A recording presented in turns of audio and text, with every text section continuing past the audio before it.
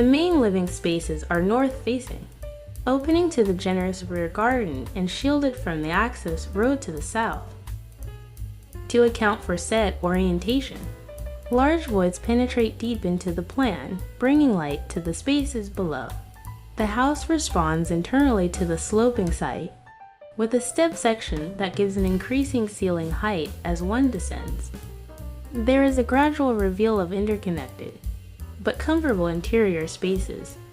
A large cantilever forms a porte cochere at the front facade, the built form overall being a dynamic interpretation of suburban forms.